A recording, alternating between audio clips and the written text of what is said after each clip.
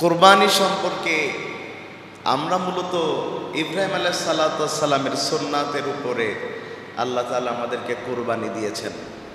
কিন্তু কোরবানি শুরু হয়েছে একেবারে পৃথিবীর প্রথম মানুষের জামানা থেকে। পৃথিবীর প্রথম মানুষকে আদম আলাইহিস সালাম, তার জামানা থেকেই রব আমাদেরকে কুরবানির শিক্ষা দিয়েছেন। তবে সেই কুরবানিটা ছিল বড় বৈচিত্র্যময়, একটা মেয়েকে পাওয়াকে কেন্দ্র করে, একটা মেয়েকে পাওয়াকে কেন্দ্র করে। মেয়ে আবার যে সে মেয়ে না, মেয়ে হচ্ছে সেই ভাইদের বোন। কারণ সেই নবীর আমলে ভাই বোনকে বিয়ে করা জায়েজ ছিল। এখনকার যুগে আর ভাই বোনকে বিয়ে করা জায়েজ নাই, কোনোভাবেই নাই। তখন কেন জায়েজ ছিল? কারণ বংশ বিস্তারের প্রয়োজন ছিল। আদম আলাইহিস সালাম আর হাওয়া আলাইহিস সালাম ছাড়া তখন তো আর কোনো মানুষ ছিল না। ছিল? যদি বংশ বাড়াতে হয় তাহলে এই দুইজনের মাধ্যমেই বাড়াতে হবে। তো এই দুইজনের পেট দিয়ে যত সন্তান আসবে, ছেলে আর মেয়ে হলে তাদের সম্পর্ক ভাই বোনের হবে, তাই নয় কি? ভাই বোনের হবে, এবং ভাই বোনের বিয়ের মাধ্যমেই আবার বংশ তৈরি হবে। সুবহানাল্লাহ। তাইলে পৃথিবীর সব মানুষের শুরু দুইজন থেকে। তাদের নাম কি? আদম আলাইহিস সালাম আর হাওয়া আলাইহিস সালাম। আর পৃথিবীতে আমরা যত মানুষ, আমাদের প্রত্যেককে তৈরি করা হয়েছে আদম আলাইহিস সালামের পৃষ্ঠদেশ থেকে, যেটাকে আমরা মানুষ তৈরির জন্য যে নুতফা বলে থাকি, ইসপাম বলে থাকি। আদম আলাইহিস সালামের দুই সন্তান, একটার নাম হাবিল আর একটার নাম কাবিল। একটা মেয়েকে নিয়ে তাদের মধ্যে সমস্যা শুরু হয়েছে। দুইটা ভাই একটা মেয়েকেই বিয়ে করতে চায়। এর কারণটা কি? কারণ এই মেয়েটা বড় সুন্দরী, খুব সুন্দরী। সিস্টেম হলো প্রতিবার আল্লাহ জোড়ায় জোড়ায় সন্তান দিতেন। তো যেই ভাইয়ের সাথে যেই সন্তান দিতেন, একটা ভাই আর একটা বোন, পরে আর এক জোড়া সন্তান দিতেন, একটা ভাই আর একটা বোন। এই জোড়ার ভাই, ওই জোড়ার বোন, ওই জোড়ার বোন, এই জোড়ার ভাই, বিয়ে হতো। তো এখন কাবিলের সাথে যার বিয়ে হওয়ার কথা, সে সুন্দরী নয়, কাবিল তা মানতে চায় না। কাবিল চাই হাবিলের কপালে যেটা পড়েছে সেটাকে।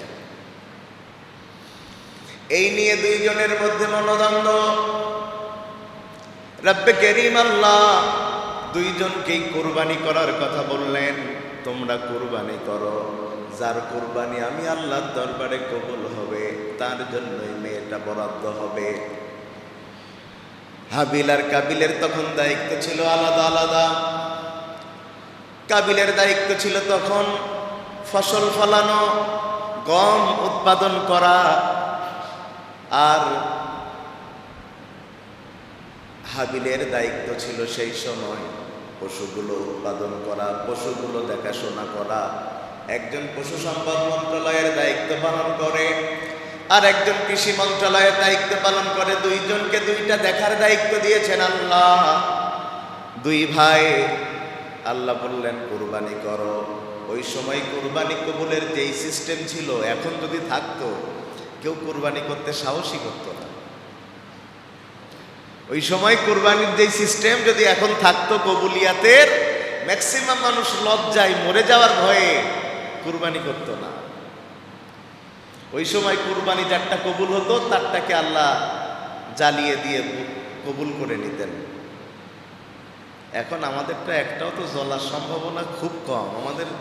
আমরা মানুষেরা যারা এখন চলাফেরা করছে, হারাম থেকে আমরা বাঁচতে পারি খুব কম।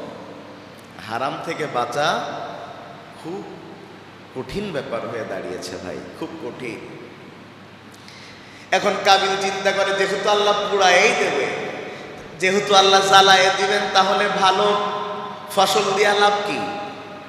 খুঁজে খুঁজে বীজ নষ্ট, খুঁজে খুঁজে একটু চেহারা খারাপ, এমন ফসলের জিনিসগুলোকে এক জায়গাতে করেছেন।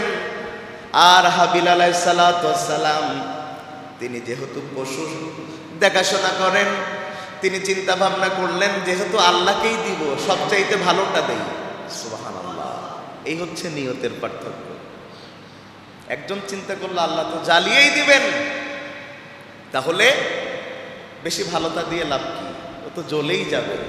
আর একজন চিন্তা করলো আল্লাহকে যেহেতু দিব, আল্লাহর হক হচ্ছে বান্দার কাছে সবচাইতে ভালোটা পাওয়া।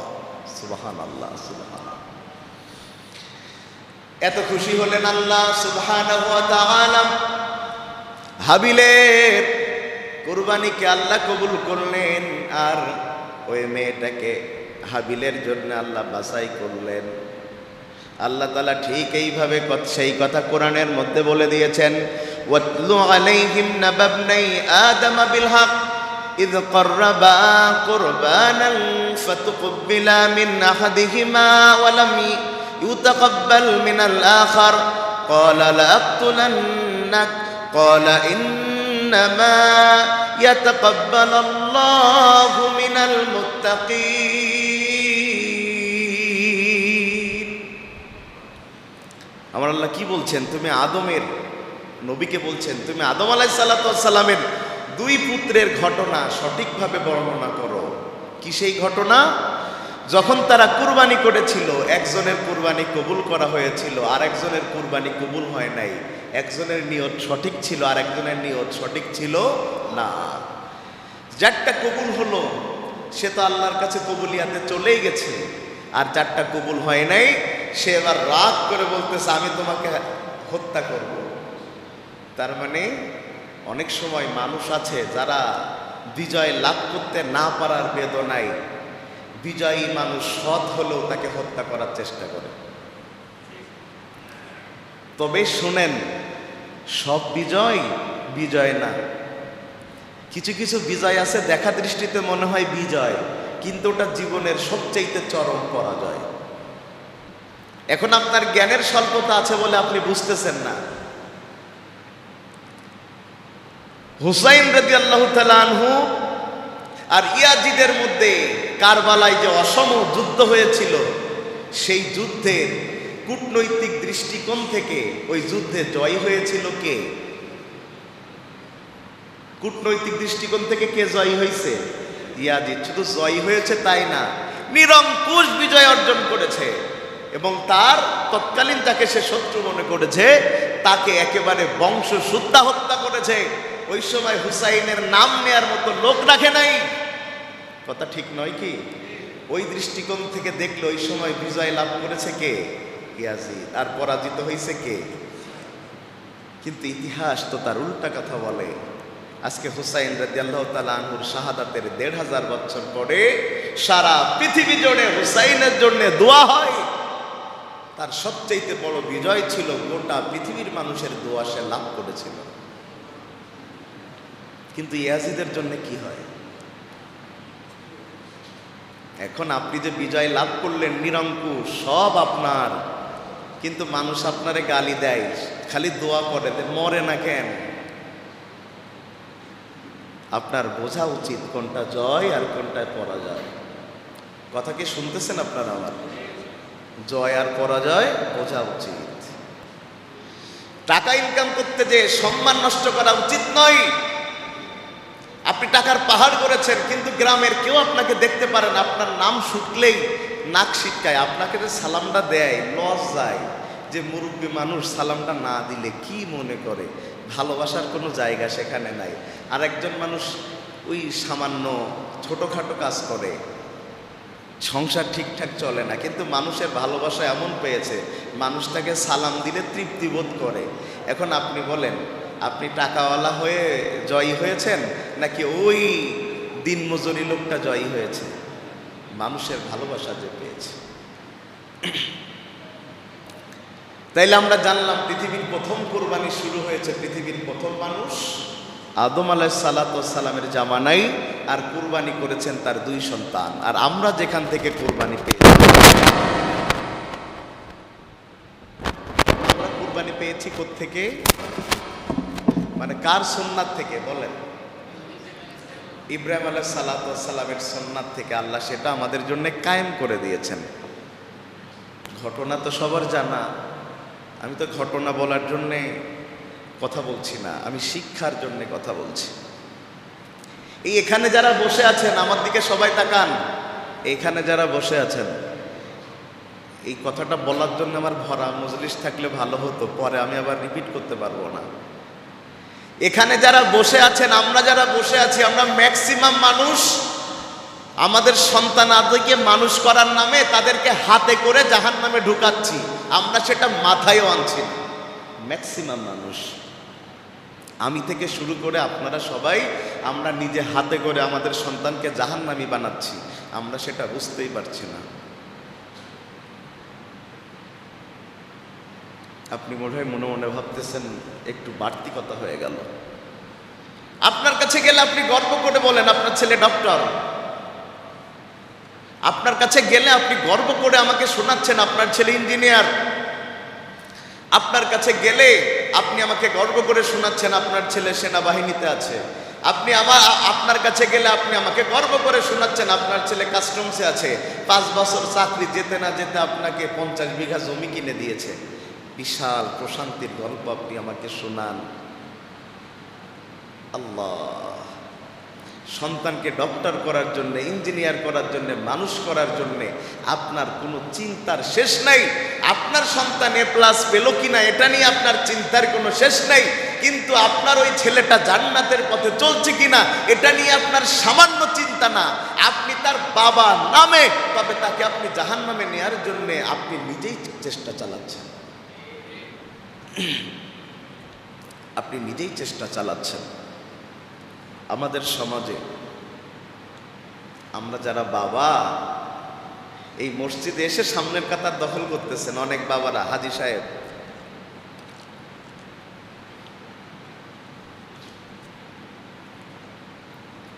ফজরে এসে পারলে ইমামকে ডেকে দেয়, এমন মুসল্লি আছে না? কথা বলে না, কিন্তু মসজিদ আসার সময় ছেলেকে ডাকে না, ইমামকে ডাকে। আপনারা আমার কথা বুঝতেছেন? মুয়াজ্জিনরে ডাকে, আজান 5 মিনিট লেট হলে মুয়াজ্জিনরে গরম দেয়, আর ছেলেটা শুয়ে আছে, এসএসসি পাস করেছে, ইন্টার পরীক্ষা দিচ্ছে। এই বাপ একবারও সন্তানকে ডেকে মসজিদে আনার চিন্তা করছে না। আল্লাহর কসম করে বলি, ওই সন্তান যদি আপনার কারণে জাহান্নামে যায়, আপনাকেও সন্তানের কারণে জাহান্নামে যাওয়া লাগবে। ইব্রাহিম আলাইহিস সালামের গল্প শুনেন, যে ছেলেকে হত্যা করতে গিয়েছে, আপনি বলছেন সুবহানাল্লাহ, আল্লাহর জন্য কি না করলো, ছেলেকে হত্যা করলো। ওই একই বাবা সন্তান হারাম ইনকাম করে এনে তার প্লেটে বড় মাছের মাথাটা তুলে দিচ্ছে, একবারও প্রশ্ন করছে না তোর বেতন 20,000 টাকা, কিন্তু তুই ভাড়া থাকিস যেই ফ্ল্যাটে, এটার বেতন তো 30,000 টাকা, তুই আমাকে প্রতিদিন যে বাজার করে এনে আমাদের খাওয়াস, এর পিছনেই তো যাই প্রতিদিন 1-2,000 টাকা, তোর বেতন তো 25,000 টাকা, তোর এত টাকা ইনকাম আসে কোত্থেকে? একবারও বাপ প্রশ্ন করছে না। ওরে বাবা, সন্তান যা এনে দিচ্ছে খাচ্ছে, আর প্রশান্তির ঢেকুর তুলছে, সন্তানের দেয়া এসি গাড়ি, এসি বাড়িতে চলছে, একবারও সন্তানকে সৎ ইনকামের জন্য পরামর্শ দিচ্ছে না, বরং সন্তানের হারাম খাবার খেয়ে সন্তানকে হারাম খাবারের জন্য উৎসাহ দিচ্ছে। ওটা বাবা নয়, বরং ওই বাবা হচ্ছে সন্তানকে জাহান্নামে নিয়ে যাওয়ার জন্য ইবলিসের দায়িত্ব পালন করছে।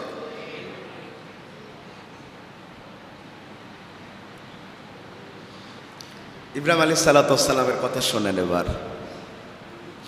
ফালাম্মা বালাগা মাগাহু সায়া ক্বালা ইয়া বুনাইয়া ইন্নী আরা ফিল মানাম আন্নী আসবাহুক ফানজুর মাযা তারা।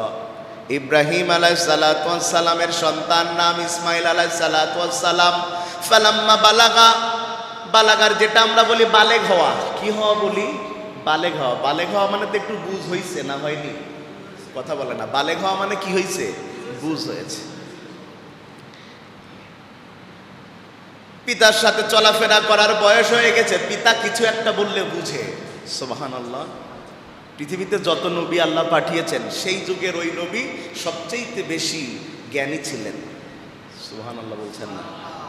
কোন নবী কি ইলেকশন করে নবী হয়েছে যে সবাই মিলে ভোট দিয়ে নবী বানাইছে? এই যে আমরা এখানে ইমামতি করি, খতিবগিরি করি, তো আমাদের যোগ্যতার বিচার হয়। ইন্টারভিউ দিতে গেলে বিচার হয় না? মুসল্লিরা সব শুনবে কারটা ভাল লাগে, কারো কণ্ঠ ভালো, কারো ওয়াজ ভালো, কারো চেহারা ভালো, কারোর পোশাক আশাক ভালো। তা সব কম্বিনেশন মিলিয়ে তো একটা খতিব রাখেন, ইমাম রাখেন। এই 400-500 চোখ, 1000 চোখ দেখার পরেও 1 মাস গেলে হুজুর ভালো লাগে না। আবার যাকে পছন্দ হয়নি নিয়োগ দিয়েছেন তাকে ভালোও লাগতে পারে। কথা বলছে না? এই আপনাদের বিচার বিশ্লেষণের উপরে ইমাম খতিব নিয়োগ হচ্ছে না? তাই নবীরাও বোধহয় এইভাবে নিয়োগ হয়েছে। নবীরা নিয়োগ হয়েছে আল্লাহ তাআলা একেবারে যখনই রূহ তৈরি করেছেন তখন থেকে আল্লাহ নবী বাছাই করেছেন। সুবহানাল্লাহ। তা প্রত্যেক নবীকে আল্লাহ নবুয়াতি বৈশিষ্ট্য দিয়ে জন্মের পর থেকেই রব্বে করিম আল্লাহ তাদেরকে মানুষের মধ্যে সব দিক দিয়ে বড়ত্ব দিয়েই আল্লাহ বড় করেছেন, যাতে কোনো মানুষ তাদেরকে নিয়ে প্রশ্ন তুলতে না পারে। সুবহানাল্লাহ। চলাফেরা করার বয়স হয়েছে তখন ইব্রাহিম আলাইহিস সালাম বলছেন, ইয়া বুনাইয়া। বুনাইয়া শব্দটা আরবিতে খুব উচ্চাঙ্গের শব্দ। আপনি আপনার ছেলেকে ডাকতেছেন, আমাদের তো ছেলে পিলে ডাকার যে ঢং, বলতেছে অমুকির বাচ্চা শুনে যা। বাপ ডাকতেছে অমুকির বাচ্চা শুনে যা। কথা বলছেন না কেন? আমাদের মধ্যেও ডাকে অমুকের বাচ্চা শুনে যা, অমুকের ছেলে শুনে যা। আমাদের দেশে তো আনন্দ করে গালি দেয়। চাচা ভাতিজারে গালি দিতেছে অমুকের ছেলে শোন, ভাতিজাও দাঁত কেলাতে গেলাতে দিয়ে বলছে চাচা বলেন। আছে? কথা বলছে না? আছে? আমাদের দেশে এখন স্টাইল করে গালি হয়, স্টাইল করে। আহা, এই মানুষ যদি এই গালির অর্থগুলো নিয়ে চিন্তা করত, ওই সন্তান জীবন ওই চাচার সামনে আর কথা বলতো না। তো যেটা আমরা আমাদের সন্তানকে আদর করে ডাকি আব্বু শোনো, ভালোবাসার আওয়াজ দিয়ে, আরবি ভাষার মধ্যে ইয়া বুনাইয়া সন্তানকে ডাকার জন্য সবচেয়ে উচ্চাঙ্গের এবং ভালোবাসার শব্দ। ইয়া বুনাইয়া ইন্নী আরা ফিল মানাম, আমি স্বপ্ন দেখেছি আমি তোমারে আন্নী আসবাহুক, আমি তোমারে জবাই করছি। আর আমাদের দেশে মিথ্যা গল্প। জিবরাইল আলাইহিস সালাম স্বপ্ন দেখেছেন, তখন তিনি কি করেছেন? প্রথমে ওই যে বিভিন্ন আমার ওটা মনে ওইভাবে আমি মানে কথা ভুল বলে মনে রাখি না। প্রথমে নাকি 10টা জবাই করছে, তারপরে আবার স্বপ্ন দেখছে 20টা জবাই করছে, এরপরে আবার স্বপ্ন দেখছে 100টা পর্যন্ত জবাই করছে। যে এত পশু জবাই করি তাও স্বপ্ন দেখি কেন? আপনার কি মনে হয় যে নবীরা এত বোকা? আল্লাহ, আপনার কি মনে হয় যে নবীরা এত বোকা যে আল্লাহর দেয়া স্বপ্ন বুঝে না? আপনি কি এটা জানেন না স্বপ্ন হচ্ছে আল্লাহর পক্ষ থেকে নবীদের জন্য ওহী? আপনার কেন মনে হলো যে নবী এটা বুঝেন না যে স্বপ্নের মানে কি? আরে একজন নবীকে তো আল্লাহ মর্যাদাই দিয়েছেন খালি স্বপ্নের ব্যাখ্যা করার যোগ্যতা দেওয়ার কারণে। সেই নবীর নাম কি? ইউসুফ আলাইহিস সালাম। কি নাম? স্বপ্নের ব্যাখ্যা করেছেন, মিশরের আজিজ পর্যায়ে আল্লাহ তার মর্যাদা বাড়িয়েছেন। তা নবী স্বপ্ন বুঝে না, আপনি মোল্লা বোঝেন। নবী স্বপ্নের মানে বুঝে না, আমি হুজুর বুঝি। কত মিথ্যা কথার ওয়াজ এই দেশে চলছে তা বলে বোঝানো যাবে না। আর মিথ্যা কথার ওয়াজে জোশ আসে বেশি, সুবহানাল্লাহ জোরে আসে। কি বলেন? হুজুর ওয়াজ করতেছে, শুনেন হুজুর ওয়াজ করতেছে। আপনাদের ঘুম লাগতেছে কার কার? ঘুমিয়েন না, ঘুমিয়েন না। কারোর ঘুম লাগলে পাশের থেকে একটু গোতাগাতি মারবেন, জোরে না, আস্তে মারবেন। হুজুর ওয়াজ করতেছে। আমাদের দেশে মিথ্যা কথার ওয়াজ কি পরিমাণ চলে। হুজুর ওয়াজ করতেছে, একজনের নাকি মেয়ে বিয়ে দেওয়ার টাকা নাই। মেয়ে বিয়ে দেওয়ার, একটু কথা বলেন, মেয়ে দেওয়ার কি, বিয়ে দেওয়ার কি নাই? এখন টাকা লাগবে না তো কোথায় যার কাছে যাই সে টাকা দেয় না, কিন্তু মেয়ে তো বিয়ে দিতে হবে। তাকে একজন বুদ্ধি দিয়েছে, তুমি যদি মেয়ে বিয়ে দিতেই চাও তাইলে তুমি একটা কাজ করো, তুমি আজমির শরীফে কে শুয়ে আছে? পীর সাহেব একজন শুয়ে আছেন, ওর কাছে যাও। ওনার কাছে যেয়ে তুমি কবরের কাছে দাঁড়িয়ে বলো যে আমার সন্তান বিয়ে দিতে হবে, আপনি টাকার ব্যবস্থা করেন। আপনাদের হয়তো মনে হতে পারে যে কেমন কথা, কেমন কথা না। কয়দিন আগে আপনারা ফেসবুকে দেখেছিলেন আমাদের দেশের আরেকজন হুজুর, নাম জাহাঙ্গীর হুজুর। চিনেন? চিনেন? চিনেন? কি হুজুর? আয় হায়, পোলাপানে রাতে তারে ধরছে, হুজুর আমরা এবার এসএসসি পরীক্ষা দিব, একটু দোয়া করে দেন। উনি করছে কি, পরীক্ষার্থীদের নিয়ে মাজারে চলে গেছে। যা কয় দয়াল বাবা কেবলা কাবা যা যা বলার পরে বলতেছে এই ছেলেগুলো পরীক্ষা দিবে, আপনি এদের পাস করাইয়া দিয়েন। ইন্না লিল্লাহি ওয়া ইন্না ইলাইহি রাজিউন। আল মাইয়িতু ফিল কবর কাল গারিকু ফিল বাহার। সাঁতার না জানা মানুষ সমুদ্রের মধ্যে নৌকা ডুবি হলে যেমন অসহায় অবস্থায় থাকে, কবরের মধ্যে একজন মানুষ সেই অবস্থায় থাকে, সে কবরের মধ্য থেকে কোনো মানুষের কোনো উপকারও করতে পারে না, ক্ষতিও করতে পারে না। আর আপনি যে কবরে বলতেছেন এদেরকে পাস করাইয়া দাও। কিন্তু আমার জানার খুব ইচ্ছা ছিল যে পরীক্ষায় ওরা পাস করেছে কিনা, কিন্তু জানার তো কোনো লাইন নেই। চলে গেছে হুজুরের দরবারে। শুনেন কি মিথ্যা রথ চলে। যে বলতেছে হুজুরের নাম ধরে আমার মেয়ে বিয়ে দেবো, টাকা দাও, একবার বলে দেয় না, দুইবার বলে দেয় না, তিনবার বলে দেয় না। মহিলার হাতে ছিল একটা লাঠি। এত রাগ হয়েছে, তুমি নাকি বড় পীর সাহেব, তুমি নাকি মানুষের যা চাই তাই দাও। ওই যে কেউ ফেরে না খালি হাতে, খাজারে তোর খাজার দরবারে গেছে, দেয়নি, রাগ হয়েছে, হাতের লাঠি দিয়ে কবরের উপরে নাকি 3-4টা আঘাত করছে। আঘাত করে মহিলা ফেরত যাচ্ছে। হুজুর ওয়াজ করতেছে, এদেশের নাম করা বক্তা ওয়াজ করতেছে, যার নামে লাখ লাখ মানুষ হয়। আবার তিনি যখন জিকির করে তখন মানুষ জিকিরেও খুব বেশি খুশি হয়, বুঝেন তো।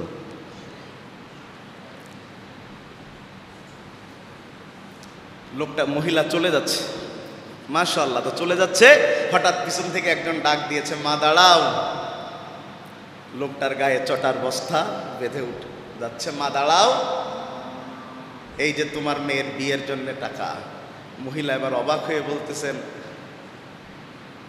উনি তো এবার বুঝতে পারতেছেন যে পীর সাহেবের কারামতি ভালো, কথা বলে না কেন। তখন সে মাপ চাচ্ছে। তখন এবার উনি বলতেছে, তুমি যে মাপ চাচ্ছ, তুমি যে আমাকে আঘাত করলে 3টা, বলে আঘাত আপনার গায়ে লেগেছে। সে এবার তার শরীর থেকে বস্তা সরাইছে, পিঠ দেখায় দেখতেছে আঘাতের লাল দাগ পড়ে গেছে।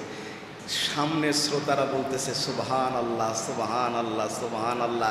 কয় মন মেয়াদ উত্তীর্ণ গাঁজা খাইলে এমন যে সুবহান আল্লাহ বলে,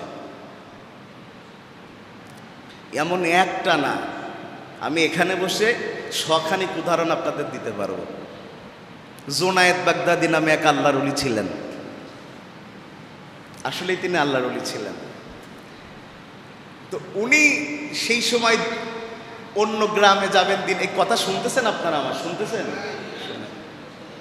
উনি অন্য গ্রামে যাবেন দিনের দাওয়াত দিতে। তো ওনার সাথে থাকা খাদেম বলতেছে, হুজুর আমারে নিয়ে যান। বলছে, তোমারে যে নিয়ে যাব নদী পার হতে হবে, তোমারে তো নিয়ে যাবে না। বলছে, হুজুর আপনি পার হবেন যাতে করে আমারও তাতে করেই পার করবেন। হুজুর বলছে, আমি তো হেঁটে পার হব।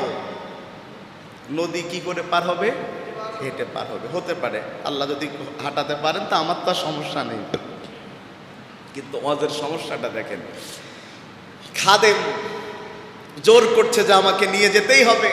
তাই নাকি? নিয়ে যেতে হবে? হ্যাঁ নিয়ে যেতে হবে। তা বলছে, শোনো, আমি যখন নদী পার হব তখন আমি বলবো আল্লাহ আল্লাহ আল্লাহ, আর তুমি বলবা ইয়া জোনায়েদ বাগদাদি, ইয়া জোনায়েদ বাগদাদি, ইয়া জোনায়েদ বাগদাদি। খাদেমের হুজুর ওয়াজ করতেছেন, খাদেমের মন তো মানে না যে সে ডাকবে আল্লাহ, আমি ডাকবো জোনায়েদ বাগদাদি, হয় কেমন? কি করা যায়? বলছে, শোনো, তুমি কিন্তু আমার নাম বাদে অন্য নাম ডাকলেই কিন্তু তুমি বিপদে পড়ে যাবা। এবার ওর হুজুর বলতেছে কার নাম? হুজুর বলতেছে কার নাম? এগিয়ে যাচ্ছে। আর মুরিদ ডাকতেছে কার নাম? পীরের নাম, পীরের নাম। মাশাআল্লাহ। এবার অর্ধেক চলে গেছে, নদী অর্ধেক পার হয়ে গেছে, অর্ধেক বাকি। তখন মুরিদ চিন্তা করতেছে, হুজুর যদি আল্লাহ বলে পার হতে পারে, আমি পারবো না কেন? তাইলে আমিও বলি আল্লাহ। মুরিদ এটা মনে এনে মুরিদ এবার বলতেছে আল্লাহ। যেই না মুরিদ বলেছে আল্লাহ, মাজা পরিমাণ পানির মধ্যে ডুবে গেছে। মুরিদ চিন্তা করলো, আর একবার বলে দেখি না আল্লাহ। আর একবার বলেছে আল্লাহ, একেবারে থুতনি পর্যন্ত পানিতে ডুবে গেছে। এখন সে চিন্তা করলো, ব্যাপার কি? পীর আল্লাহ ডাকে চলে যায়, আমি কি বলে জুনায়েদ বাগদাদি ডাকা বাদ দিয়ে আল্লাহ ডাকলাম, আমি কেন ডুবতে শুরু করলাম? মাশাআল্লাহ। এখন সে বলতেছে, হুজুর আমি তো ডুবে গেলাম। হুজুর তাকায় দেখতেছে নাই তো পাশে। কোথায় কোথায়? বলছে হুজুর নিচের দিকে তাকান, নিচের দিকে তাকায়, এই তুই ডুবছিস কেন? বলছে হুজুর আমি একটু বেশি বুঝতে গিয়েছিলাম, আপনি আপনারে ধরে ডাকতে বলেছেন, আমি ভুল করে আল্লাহকে ডেকে ফেলেছি, সেই না আমি আল্লাহকে ডেকেছি, সেই আমি পানিতে ডুবে গিয়েছি। বলছে তুই আবারও জুনায়েদ বাগদাদি বলে ডাক দে, তুই ওপরে উঠে যাবি। ওপরে উঠে গেছে। তখন পীর সাহেব তাকে বোঝাচ্ছে, শোন, এই জবান সবার একরকম না। আসলে পীর বুঝাননি, এটা পীরের নামে মিথ্যা কাহিনী তৈরি করেছে এদেশের এক শ্রেণীর মানুষ থেকে টাকা ইনকাম করার ধান্দায় থাকা মানুষেরা। গল্প দ্বারা কি বুঝালো? যে আপনি আল্লাহকে ডাকলে হবে না, একটা মাধ্যম লাগবে, সেই মাধ্যম আপনার জন্য আল্লাহর সাথে কথা বলবে। এটা চরম মিথ্যা কথা। আবার এটা বোঝানোর জন্য মানুষকে এটা বুঝায়, তুমি যদি প্রধানমন্ত্রীর সাথে সাক্ষাৎ করতে চাও সরাসরি কি পারবা? না, একটা মাধ্যম তো লাগবেই। এবার মূর্খ মানুষকে বুঝাচ্ছে, মূর্খ মুসলমানকে বুঝাচ্ছে, তাইলে তুমি যদি প্রধানমন্ত্রীর সাথে সাক্ষাৎ করতে গেলে একটা মাধ্যম ছাড়া সাক্ষাৎ করতে না পারো, আমার আল্লাহ তো প্রধানমন্ত্রী, তার সাথে সাক্ষাৎ করতে গেলে তো একটা মাধ্যম তোমার লাগবেই। আরে মিথ্যুক, তুমি ইসলাম কেন বোঝো না? দেশের প্রধানমন্ত্রী আর আল্লাহ তো এক নয়। দেশের প্রধানমন্ত্রীর নিরাপত্তার জন্য সিকিউরিটি ফোর্স লাগে, সে সামনে দেখলে পিছনে দেখে না, ডানে দেখলে বামে দেখে না। আর আমার আল্লাহ হুয়াল আউয়াল ওয়াল আখির ওয়াল যাহির ওয়াল বাতিন, আমার আল্লাহ তো রাতের অন্ধকারেও দেখতে পায়, প্রকাশ্যেও দেখতে পায়। আল্লাহরে কেউ পানির তল থেকে ডাকলেও শুনতে পায়, আসমান থেকেও ডাকলেও শুনতে পায়। আল্লাহকে ডাকার জন্য কোনো মাধ্যম লাগে না, বরং আল্লাহকে ডাকার জন্য মাধ্যম বানিয়েছে যারা, এই দুনিয়ার এক নম্বরের ধর্ম ব্যবসায়ী তারা। আল্লাহকে ডাকার জন্য আল্লাহ আপনাকে বানিয়েছেন তো তারে ডাকার জন্য। উদউনি আস্তাজিব লাকুম, আমারে ডাক, আমি তোর ডাকে সাড়া দিব। অন্য জায়গায় আল্লাহ কি বলছেন?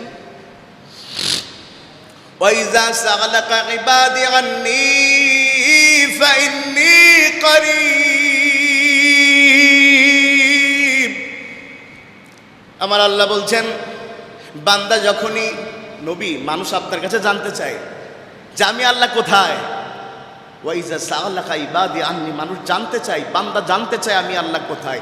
ফাইন্নী কারিব, আপনার বলা লাগবে না, আমি আল্লাহ বলে দিচ্ছি। বান্দার সাহারা যত না কাছে, আমি আল্লাহ তার চাইতেও বেশি কাছে। বিপদে পড়লে কাকে ডাকবেন? পিছনের ভাইয়েরা একটু সবাই মিলে বলেন, বিপদে পড়লে কাকে ডাকবেন? আমাদের ভালো মন্দ করার মালিক কে? আল্লাহ। সুবহানাল্লাহ। বলছেন, ওই অজের কথা মনে আছে? উনি ইব্রাহিম আলাইহিস সালাম কি দেখেছেন? কথা বলে না। কি দেখেছেন? স্বপ্নে তিনি কি করছেন? বাবা আমি তোমাকে জবাই করছি। এবার জিজ্ঞাসা করছে, বাবা এটাতে তোমার মত কি, অভিমত কি? সন্তানকে জিজ্ঞাসা করছে। সন্তান কি উত্তর দিচ্ছে? ক্বালা ইয়া আবাতি ফাআল মা তুমার সাতাজিদুনি ইনশাআল্লাহ। আল্লাহু আকবার বলবেন না একটু? সন্তান কেবল বোঝার বয়স হয়েছে। কি বলছে? বলছে বাবা কি হয়েছে? ইফআল মা তুমার, আল্লাহ আপনাকে যেইভাবে বলেছেন, আল্লাহর আদেশ আপনি সেইভাবে পালন করেন। কথাটার মানে যে কত ওজন। যদি এটা আমি আমার কম জ্ঞানে বোঝাতে পারতাম তাহলে আমি একটু সন্তুষ্ট হতাম, কিন্তু আমি আমার কম জ্ঞানে বোঝাতে পারবো না। ইয়া বাতি ফাল মা তুমার, আল্লাহ যেইভাবে বলেছেন আপনি আপনার আদেশ সেইভাবে পূরণ করুন। আল্লাহ যেইভাবে বলেছেন আপনি আপনার আদেশ সেইভাবে পূরণ করুন। আল্লাহ যেইভাবে বলেছেন আপনি আপনার আদেশ সেইভাবে পূরণ করুন। তার মানে কথার মানে কি? আল্লাহ, আব্বা আমি আপনার কাছে বড় না, আল্লাহ আপনার কাছে বড়।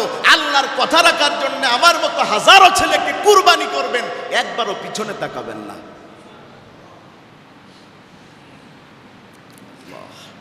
ইব্রাহিম আলাইহিস সালাম কি করলেন? ফালাম, এখানেও মিথ্যা গল্প আছে। কি? ওই শয়তান নাকি পিছু লাগছে যে তোমার জবাই করবে। তারপরে নাকি ইসমাইল আলাইহিস সালামের মা ওই যে কি হাজার আলাইহিস সালাম হতে বলছে তোমার ছেলেরা জবাই করতে নিয়ে যাচ্ছে। শয়তান, আল্লাহ, শয়তান নবীদের উপরে প্রভাব খাটাতে পারে না।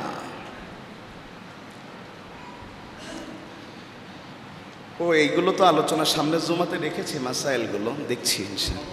হ্যাঁ হ্যাঁ জমা পাবো তো, তাও দেখছি ইনশাআল্লাহ। আচ্ছা যাই হোক, কি হলো এরপরে? ফালাম্মা আসলামা ওয়া তাল্লাহু লিল জাবিন, তারা দুইজন মিলেই আল্লাহর কাছে আনুগত্য প্রকাশ করলো। সুবহানাল্লাহ। একজন না দুইজন, মানে আল্লাহর আদেশ মানাতে দুই নবীর কারোর কোনো আপত্তি ছিল না। ওই যে জবাই হচ্ছে না, আবার ধার দিচ্ছে, অন্য একটা জবাই করলে কেটে যাচ্ছে, কিন্তু নবীর সন্তানেরটা কাটতেছে না। শুনেছেন এরকম? কোরআনে পাওয়া যায় না এইভাবে। পিতা পুত্রকে শোয়ালেন, ওয়ানাদাইনাহু আইয়া ইব্রাহিম। তখন ইব্রাহিম আলাইহিস সালামকে আল্লাহ তাআলা, সন্তানকে যখন ইব্রাহিম আলাইহিস সালাম স্বপ্ন সত্য করলো, তখন আল্লাহ বলছেন, হে ইব্রাহিম, তুমি তো তোমার স্বপ্নকে সত্য করে ফেললে। সুবহানাল্লাহ। সন্তান জবাই করা, এখানে যারা আছেন আমি সহ, এই যারা সবাই বসে আছে আমি সহ, যদি সত্যি আইন বলবৎ থাকতো যে নিজের সন্তানকে জবাই করতে হবে, আমরা ম্যাক্সিমাম মানুষ ধর্ম ত্যাগ করতাম, তাও সন্তানকে জবাই করতাম না। এ কথাই একটু জোরে ঠিক বলা উচিত ছিল। প্রয়োজনে ধর্ম ত্যাগ করতাম, বলতাম এটা কিসের ধর্ম। কিন্তু ইসলাম মানে যে আপনি বলেন শান্তি, কিন্তু ইসলাম মানে আনুগত্য। কার আনুগত্য? আল্লাহ এবং রাসূল যখন কোনো আদেশ দিয়েছেন, কোনো এক্সকিউজ চলবে না। যা শুনেছি সামি'না ওয়া আতা'না, শুনলাম আর মানলাম। আল্লাহর এবং রাসূলের আদেশের মধ্যে কোনো অজুহাত চলে না, কোনো অজুহাত চলে না। যাই হোক, এরপরে আল্লাহ বলছেন, ইন্না হাযা লাহুয়াল বালাউল মুবিন। আমি মূলত তোমার সন্তানকে তোমার হাতে জবাই করাতে চাইনি, বরং আমি আল্লাহ চেয়েছি তুমি তোমার সন্তানকে জবাই করার মাধ্যমে আমার আনুগত্য প্রকাশ করো। এটা তোমার জন্য পরীক্ষা ছিল। সুবহানাল্লাহ। জোরে বলেন, কি ছিল? এই কাজ করার কারণে এত বেশি খুশি হয়েছেন আল্লাহ। আল্লাহ কি করলেন? ইন্নী জাইলুকা লিন্নাসি ইমামা। আল্লাহ খুশি হয়ে আল্লাহর আনুগত্য করার কারণে তার নবী ইব্রাহিম আলাইহিস সালামকে গোটা মানুষের নেতা বানিয়ে দিলেন। সুবহানাল্লাহ। তাইলে নেতা হতে হয় আল্লাহর আনুগত্য প্রকাশের মাধ্যমে, নেতা হতে হয় আল্লাহর জন্য সন্তানকে কুরবানি করার মাধ্যমে, নেতা হতে হয় আল্লাহ তাআলার বিধানকে মানুষের মধ্যে চালু করার জন্য আল্লাহর দেখানো পথ অনুযায়ী কাজ করার মাধ্যমে। এরপরে আল্লাহ কি বলছেন? ওয়াফাদাইনাহু বিযিবহিন আযীম। আমি তাকে মুক্ত করলাম, তাকে জবাই করার সময় তাকে সরালাম, সেখানে আর একটা পশু দিয়ে দিলাম। এরপরে কি করলাম? ওয়া তারাকনা আলাইহি ফিল আখিরিন। আর ভবিষ্যতের মানুষের জন্য এটাকে কায়েম রাখলাম। ওই যে আল্লাহ কায়েম রেখেছিলেন বলে এখন আমাদের জবাই করতে হয়। আমি কি কথা বোঝাতে পেরেছি? কেন কুরবানি করতে হয় সেটা বোঝানোর জন্য এত কথা বলেছি। কুরবানি আমরাও করতেছি, মাশাআল্লাহ। আমাদের কুরবানি তো এখন ফ্যাশনে পরিণত হয়েছে। শুধু আমাদের না, ওই আপনার হলো যে যারা গরু টরু কি বলে, কোথায় রাখে জানি, খামারে, খামারিরা গরু যা নাম দিচ্ছে। এবার দুইটা গরু বাজারে এসছে, একটার নাম সাকিব খান, একটার নাম জায়েদ খান। একটার নাম কি খান? সাকিব খান। চিনেন তো আপনারা? চেনার তো কথা। আর একটার নাম কি খান? তো সাংবাদিকরা প্রশ্ন করলো, একটার নাম সাকিব খান, একটার নাম জায়েদ খান কেন? তা বলতেছে এটার চেহারা সাকিব খানের মতো সুন্দর। সাকিব খান শুনে তো মনে হয় খুব খুশি হয়েছে যে আমার মতো গরুর চেহারা সুন্দর। কি বলে? তো এটার নাম জায়েদ খান কেন? বলছে এটা জায়েদ খানের মতো উশৃঙ্খল প্রকৃতির, যেখানেই যায় একটা ডিগবাজি মারার চেষ্টা করে মানুষ। এর আগে গরুর নাম রেখেছিল ট্রাম্প, হিরো আলম। মানুষের রুচিও চলে গেছে। আল্লাহ, কুরবানির নামে লোক দেখানোর মহড়ার প্রতিযোগিতা চলছে। এখানে অনেকেই আছেন ভাই, আলোচনা নেটে যাবে। গরু জবাই করেছে 10টার দিকে, জোহরে রক্ত চলে গেছে, গরু বানায় গরু আত্মীয়স্বজনের দিতে দিতে আসরও চলে গেছে। জিজ্ঞাসা করলাম, চাচা জোহর পড়লেন কখন? বলছে বাবা গোস্ত কেটে কুল পাইনে, নামাজ পড়বো কখন? আপনারা বলেন, কুরবানি নামাজি বেনামাজির কুরবানি কি কবুল হবে? কথা বলছে না। যার নামাজ নাই তার কুরবানি নাই। ভালো করে শুনেন, যার নামাজ নাই তার কুরবানি নাই।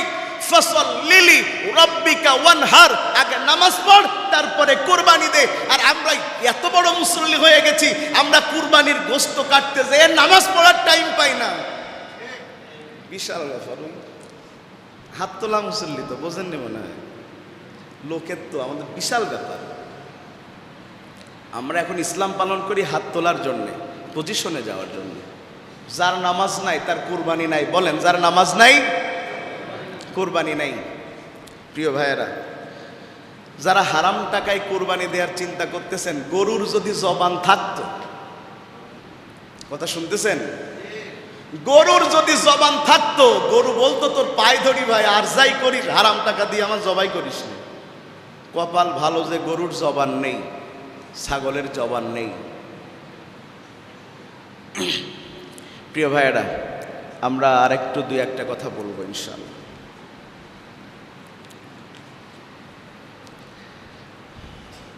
এখানে যারা আমরা আছি আলহামদুলিল্লাহ, এখানে কোরবানি সিস্টেম কিভাবে হয়? যে গোশত এক জায়গায় করে তাই দিয়ে দেওয়া হয় নাকি? মসজিদে এক জায়গায় করা হয়? আচ্ছা, আমরা মাসআইলগুলো সামনের জুমাতে বলবো, তবে আজকের জন্য আমাদের কয়েকটা কথা একটু বলবো। শাওয়ালের চাঁদ দেখা গিয়েছে গতকাল সৌদি আরবে।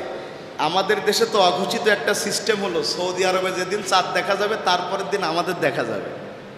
এটা সিস্টেম হয়ে গেছে। যদিও আমাদের ইসলামিক ফাউন্ডেশনে চাঁদ দেখার লোক রাখা আছে, কিন্তু তারা যে কি করে এটা আল্লাহ ভালো জানে, আমরা জানি টানি না আর কি। এখন ওই আমাদের দেশের চাঁদের সিস্টেম হলো যে সৌদি আরবে যদি দেখা যায় তাহলে আমাদের, আর ওদের দেখা না গেলে আমাদের না। কথা আমার সেটা না। ওই সিস্টেম যদি আমরা যেভাবে বলে সেভাবে দেখলে হয়তো একটু মুসল্লি সামনের দিকে এগিয়ে আসতে হবে। প্রিয় ভাইয়েরা, একটু পিছনে একটু এগিয়ে আসেন, সামনে একটু কাতারটা পূরণ করেন দ্রুত, হাতের সময় কম, একটু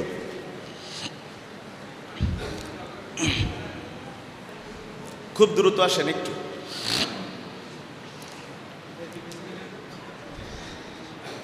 শুনেন, যারা কুরবানি দিবেন, যেহেতু আজকে চাঁদ দেখা যাবে ইনশাআল্লাহ, যারা কুরবানি দিবেন আজ থেকে মানে এই সন্ধ্যার আগে আপনারা আপনাদের চুল দাড়ি নখ যেগুলো কাটা প্রয়োজন সব রেডি করে ফেলবেন। আর কুরবানি দেওয়ার আগ পর্যন্ত আপনারা আর এগুলো স্পর্শ করবেন না।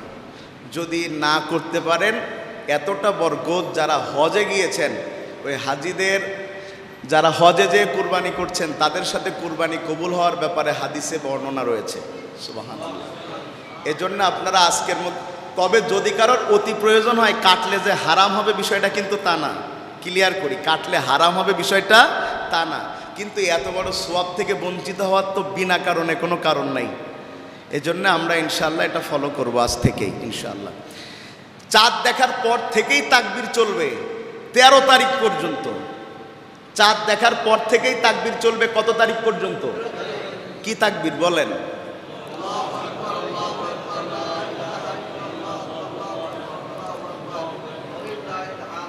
যখনই চান্স পাবেন তখনই পড়তে থাকবেন।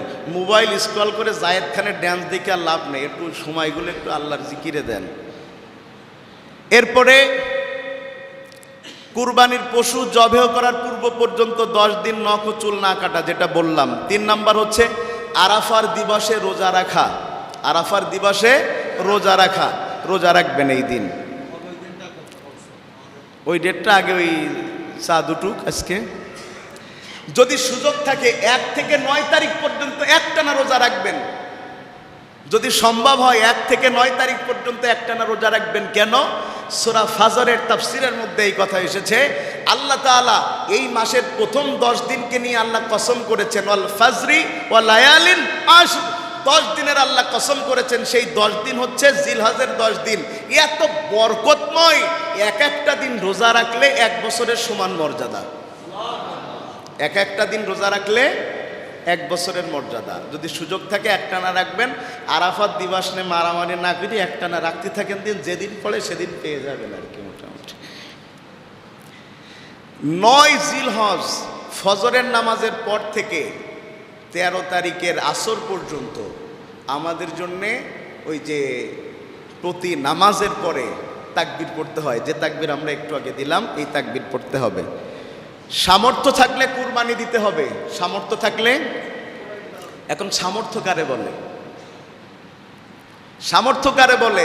জাকাতের সামর্থ্য তো 1 বছর। কত বছর? ওই টাকাটা 1 বছর থাকতে হয়। কিন্তু আপনার সামর্থ্য কুরবানির যেটা, সেটা হলো যেই 3 দিন কুরবানি দেয়া যায়, ওই 3 দিনের যে কোনো একদিন যদি আপনার কাছে ওই নিসাব পরিমাণ দেনা পাওনা শোধের পরে এমন টাকা এসে যায় যেটা দিয়ে কুরবানি করলে আপনার কোনো সমস্যা হচ্ছে না, মৌলিক চাহিদার এতে যাচ্ছে না নিসাব পূরণ হওয়ার পরে, তাহলে আপনি কুরবানি দিবেন। এক্ষেত্রে আপনি ওই যে বিশাল বড় কিছু দিতে হবে এমনটা না, সামর্থ্য অনুযায়ী দিলেই ভালো। তবে বিপদও আছে। আত্মীয় স্বজনের বাড়িতে যাবার 250 গ্রাম গোস্ত পাঠান, তা রিটার্ন পাঠাবে যে আমরা কিনে খাইতে পারি। কথা বলছেন না কেন? এ দুনিয়া খুব কঠিন ভাই। যে আপনি একটা ছাগল কুরবানি করেছেন 12 কেজি গোস্ত বা 14 কেজি গোস্ত, তা আত্মীয় স্বজন তো 40 জন, তো দেবেন কি করে? তা মনে করলেন একটু একটু সবার দিই, 250 পাঠাইছেন, তা বলতেছেন ও গোস্ত আমরা খেয়েই থাকি, তোর বাপের গোস্ত তোর বাপের খাক বলকি যা, ও গোস্ত ফেরত এনেছে। কি সে যন্ত্রণা রে ভাই। একবার মাসালা দিয়েছিলাম ভবার বেড়ে। সেই মাসালা হলো, কেউ যদি এমন কোনো ছাগল গরু কুরবানি করে যে তার পরিবারের জন্য খাইলেই তার মানে বাইরে দেওয়ার আর সুযোগ নেই, এই মাসলা শোনার পরে আহারে একজন একটা গরু কুরবানির পুরো গোস্ত ফ্রিজের মধ্যে রেখেছে। তা লোকেরা বললো, তো ওই ফ্রিজে বলছে কেন? আমার ওই ভবার বেড়ের ডাক নাম হলো সোহাগ, আমার মানে ডাক নাম সোহাগ, তো ওই গ্রামে মানুষও বলে সোহাগ বলেই ডাকে। তো সে বলতেছে সোহাগ না বলেছে গোস্ত যদি খাইতে পারে তা খেয়ে নেওয়া যাবে, এই গোস্ত তো আমি 1 মাসে খেয়ে ফেলতে পারবো।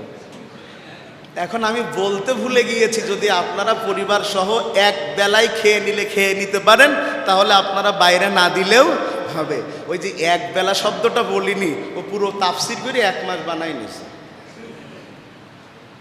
ফ্রিজে রেখে দিয়েছি। বিষয়টা আমি বোঝাতে পেরেছি? আপনি আপনার সামর্থ্য অনুযায়ী কুরবানিটা করবেন, লোক দেখানোর জন্য না। ঠিক আছে? আল্লাহ তৌফিক দান করুন।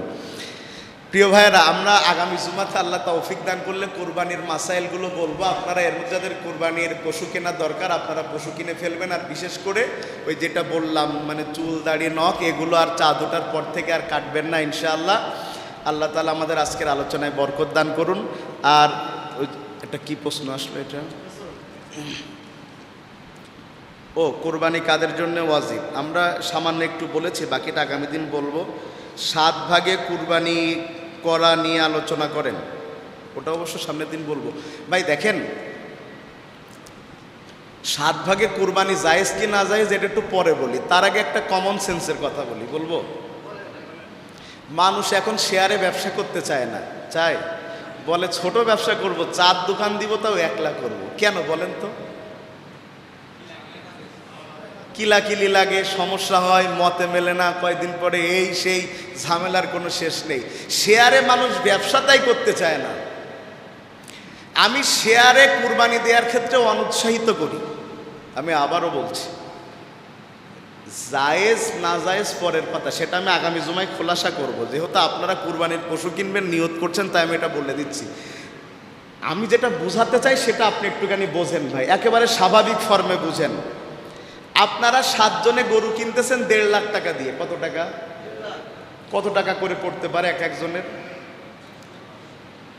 হ্যাঁ, ওই 20-22 হাজার 25 হাজারের মধ্যে আপনাদের ভাগে পড়লো কথা, তাই তো নাকি?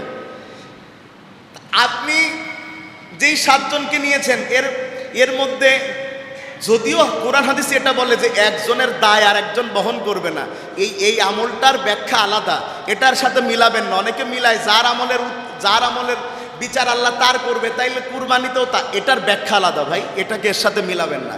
আপনি নামাজি হয়ে বেনামাজির সাথে কুরবানি করবেন কোন দুঃখে?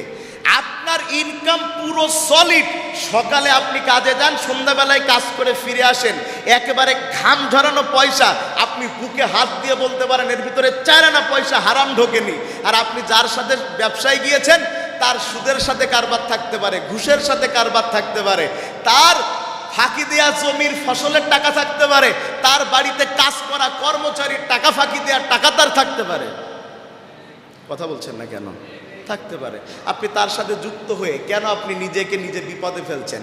আমি বলি ভাই, এটা সহজ হিসাব বোঝেন, 25,000 টাকা দিয়ে গরুতে যেতে হবে কেন? 25,000 টাকা দিয়ে একটা ছাগল কিনলে তো আপনার হচ্ছে, তা আপনি রিস্কে কেন যাচ্ছেন? অপশান যখন আপনার আছে, বেটার অপশান যখন আছে, তাইলে আপনি মাঝখানে জ্ঞান ও গরু দিয়েছি এটা বলতে পারলে ভাল লাগতেছে, তাইলে তো ভাই নিয়তের সমস্যা।